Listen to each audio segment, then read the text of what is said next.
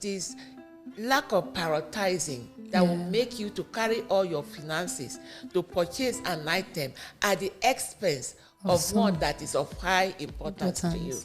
So you have to prioritize, first and foremost, identify your needs, then prioritize your needs. If I don't do this now, I can do it in future.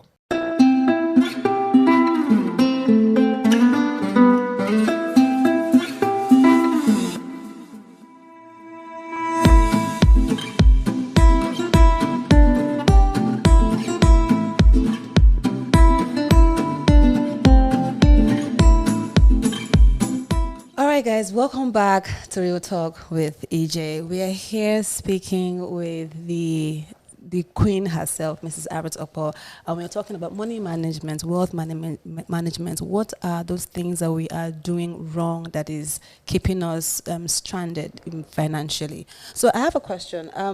What do you think are the 3 or 4 money myths, the ideas that we believe about money that is not true? People feel like money is this, money is that, but it's not. It's far from the truth. Like some people say, like money is supposed to be, like you said, money is supposed to serve you, not you serving money. So a lot of people have grown to feel like, okay, I have to get the money. Money is, without this I can't survive. Without this, but can we really truly survive without money? Is it so important in our lives? Well, before now, there was a means of trade. Yeah. Actually, how money came to be. People were trading by exchange. Yeah. So it got to a point where the exchange could no longer work because, if somebody has, like, you have chicken, you have eggs, and then this other person has vegetables, So how do you quantify what number of eggs can you give for a bunch of vegetable, And then if you have to give somebody, or maybe they want to give half a goat, this your land is what half a goat. So how do you begin to divide the goats, into two? So it becomes, at that time, it became very necessary to have a symbol, that developed into what we call money today. The myth about money to some people, people have different ideas about money. To some people, they feel that money is for spending. This money is for spending. But your money, actually, like I said earlier on, include your seed. Your seed is there. So be careful to take out your seed. It's like when you have a planting season, the farmer doesn't eat all the seeds. He keeps some for the next planting season. So if you eat up your seed, you won't have anything to plant. Then also, people feel that money is the root of all evil. No. Money is not the root of all evil. It's the love of it. It's the love of it. That's a good one. There are some people that love money so much that they are ready to do anything to get it. And if you are ready to do anything to get money, then be ready to do anything to keep it. Yep. So, and then another thing that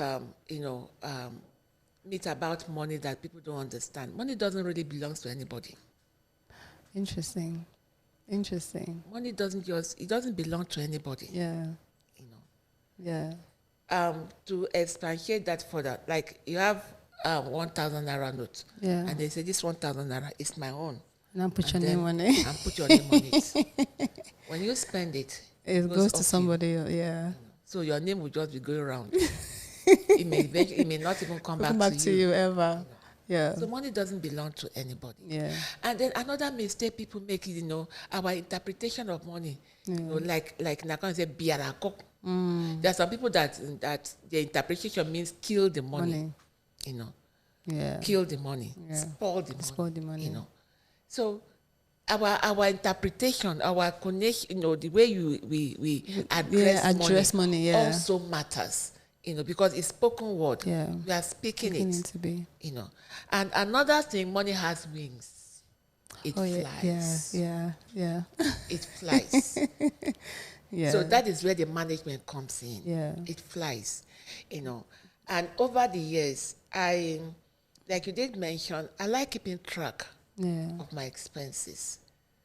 Because sometimes you can have 100,000, for instance, and before you know it, it's gone. And you don't know what you spent. And you sit down and be cracking your head. What in God's name did I use? The 100,000 that somebody just gave me yesterday. Yeah. If care is not taken, depression can set in. Yeah. You feel so bad. Yeah. That you had 100,000. Yeah. You can't account for it. You can't account for it. Yeah. You don't know how you spent it. Yeah. It's gone. You know.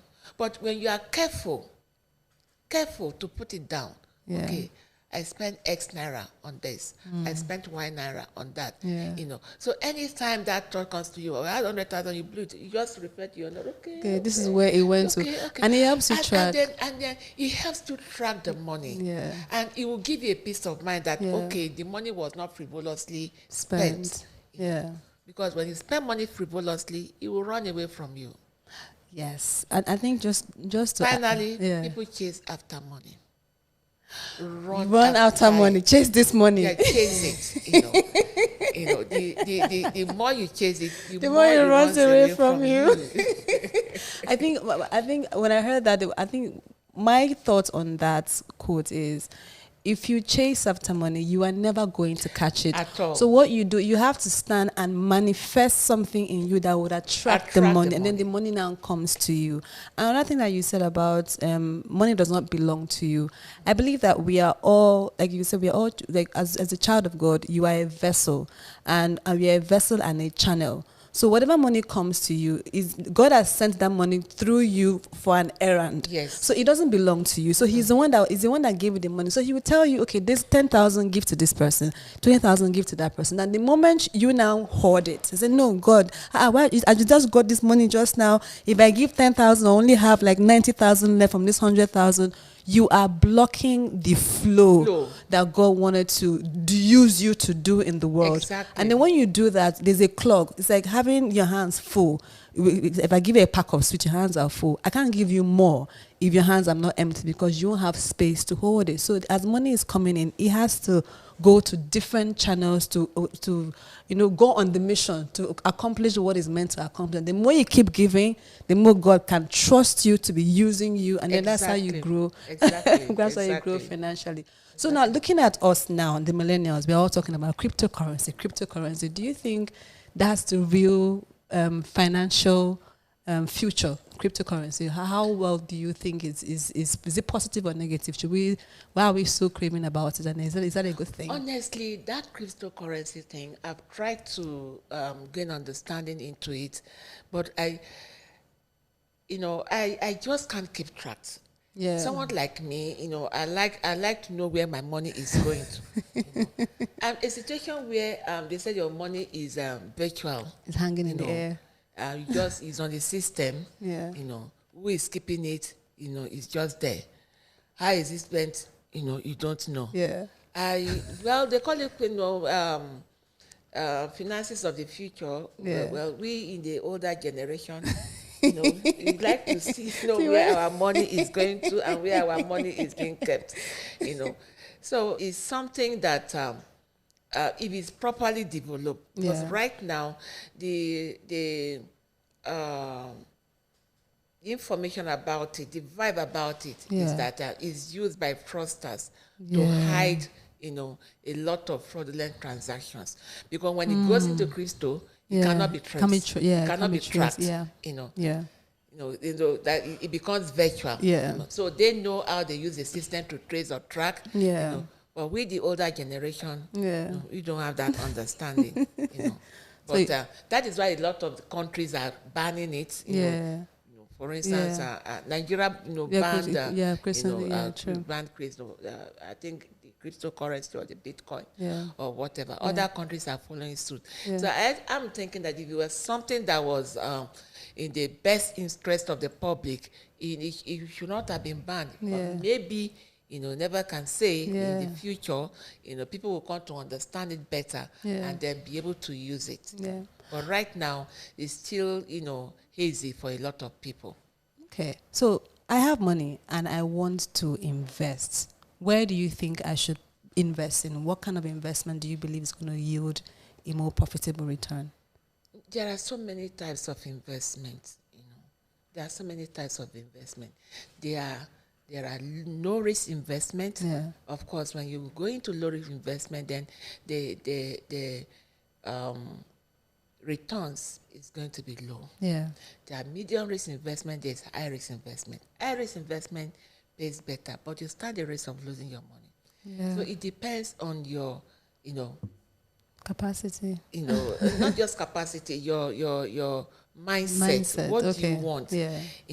Because you don't just get up and say, okay, I want to invest. Yeah. You must identify, why do you want to invest? Yeah.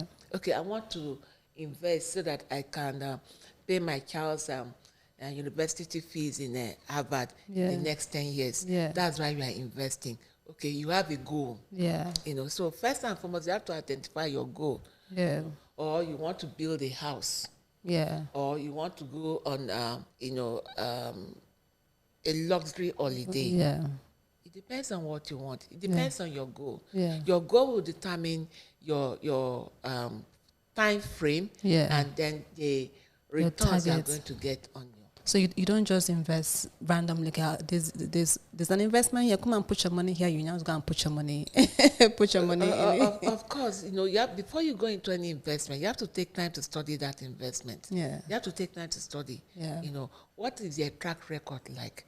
Even the company, because there are lots of investment company around. Yeah. You do your research on the investment company, and then what has been their success story? Yeah. What have they been paying returns? Yeah. What have their returns been like? Yeah. All these things are important when you are thinking about an investment. So that will help you to decide, okay, I'm going to put in this investment for 2 years, for 3 years. Yeah. But the longer the goal, the longer the tenure, the more risky it is. So between fixed deposits and treasury bills, where do you think, where should one lean more towards, in your personal opinion? Well, every investment have their limited funds. Okay. So you can't have 50,000 and said you want to go.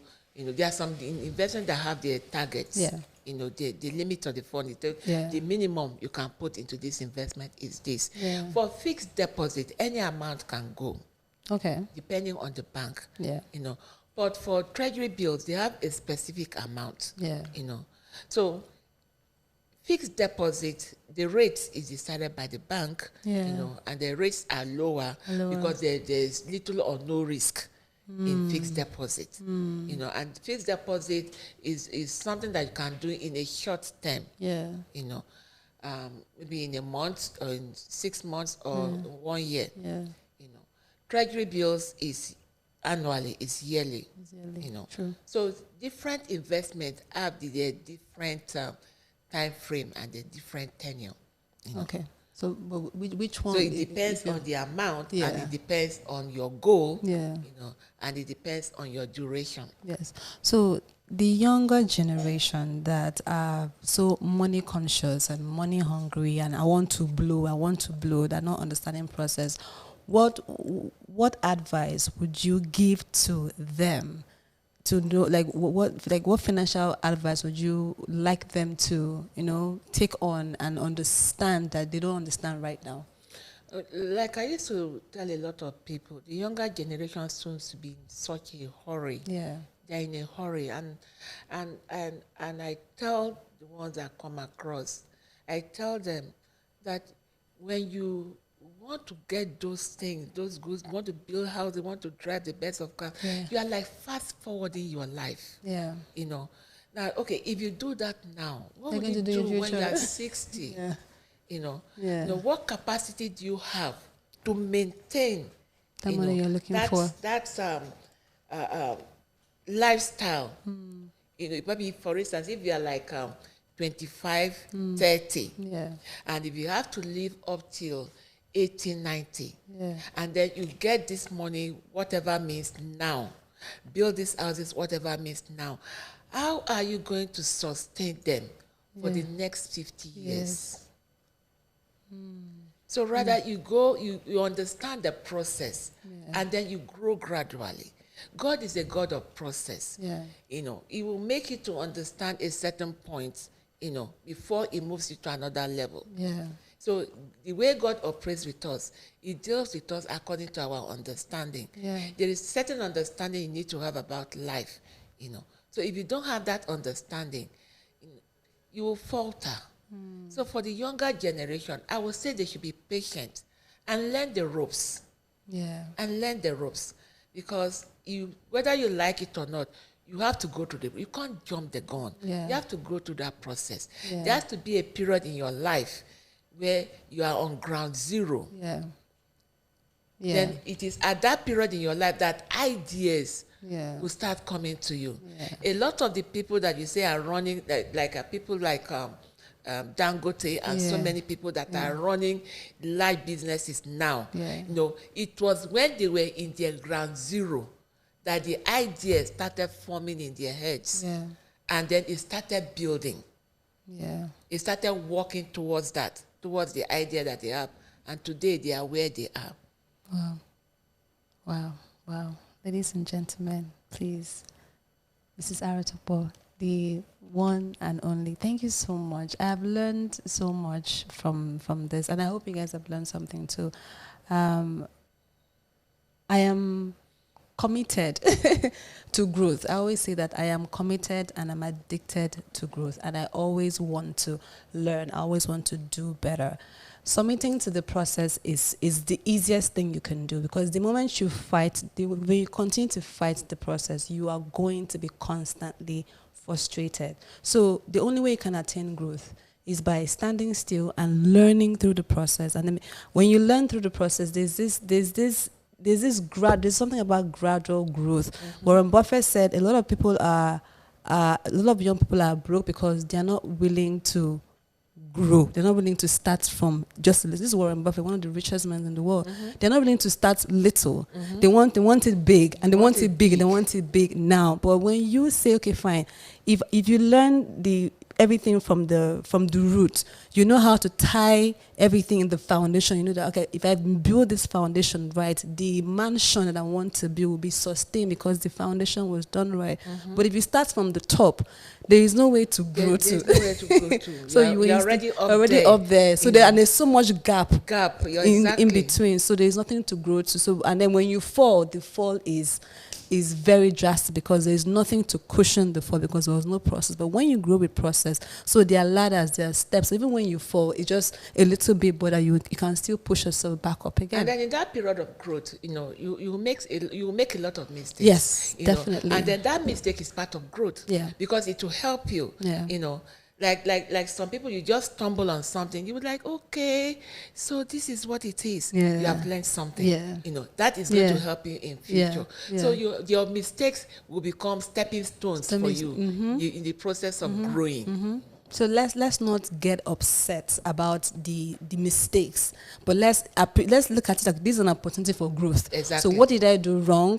How can I do it better? And try it again with this new idea, and then boom, you say get your answer. And the final that I just want to advise that you know, like I talked about identifying your priorities. You know, you don't spend more than you earn. A lot of people spend more than they earn.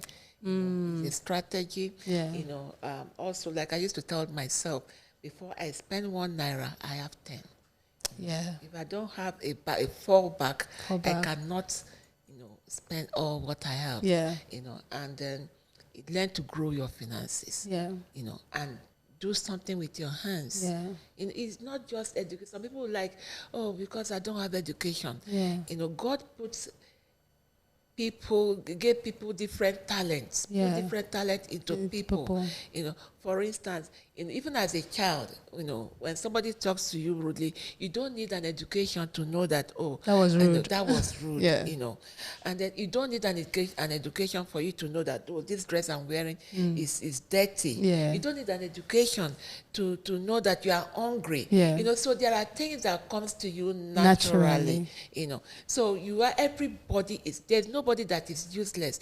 Everybody has a talent. What can you do with your hands? You know, for instance, if you have a barbing salon, you start barbing, you know, and you barb very well. Be diligent, do it well. And then the process, you know, you can bring in something like, you know, start selling mineral. You are taking part of your proceed to invest. You know, gradually you add chin. Gradually you add meat pie. You know, you are expanding. There's a growth process. You know, there's a growth process. You know, so just before we go, you said something about so. If before you spend 1,000, you have 10. Yes. So there are people that feel like, okay, I just gave my last card. Like, would you advise if I have just 5,000 and then somebody comes, oh, I need 5,000? And if you don't give, it now looks like, you now feels like, oh, this person is stingy. You're greedy. You have 5,000. Your brother needs 4,000, and you're not giving 4,000, or you're not giving the whole 5. Is it advisable to empty your accounts in the name of trying to give? What does the person need the money for? Is he really in need? You know, that you have to try to find out, is he really in need? And if there's anything that you can do, is to try as much as you can to avoid borrowing. Borrowing is like negative finance, it's minus. You know, I learned that quite early, that borrowing is minus. Because if you borrow 10,000 from someone, for instance, if you have 50, your money is 40 actually. Because there's a minus. There's a minus there. For you. So you try as much as you can not to borrow. But that notwithstanding, there are some people that are really, really, really in need. You know, like you need to give a helping hand. In that case, you find out, is that person really, really, really in need? You know, then you can assist. You can assist a brother, you can assist a sister if there is very serious need.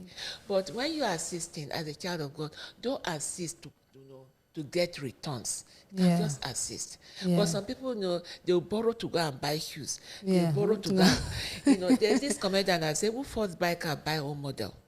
You know, so if you buy whatever you are buying now, is old model to what is coming in future. You know, I know that as the, you know, as the years go by, new things, you know, technology is turning out new things. You know, the kind of phones that we are carrying now, 10 years ago, those are not the kind of phones. So who bought phone at that time? You know, so why are you in a hurry when these things are coming out every year? But rather, take time to grow. Take time to grow your finances. Take time to grow yourself. Take time to gain knowledge and understanding. You know, you will get, yours will be the newest. Yours will be the latest model. You know, and then it will come with an understanding. True. And then one takeaway is never give out or borrow money that you can't let go of. Don't. It's like if you know that someone comes, I need to borrow 100K, and you know that you cannot give that 100K, just give it and then remove your mind from them. Don't bother. Exactly. Oh, guys, ladies and gentlemen, thank you so much. Today was rather a mind-blowing session. Well, this is Real Talk with EJ. I am your host again, Jerry, and I'll see you guys next time. Stick around.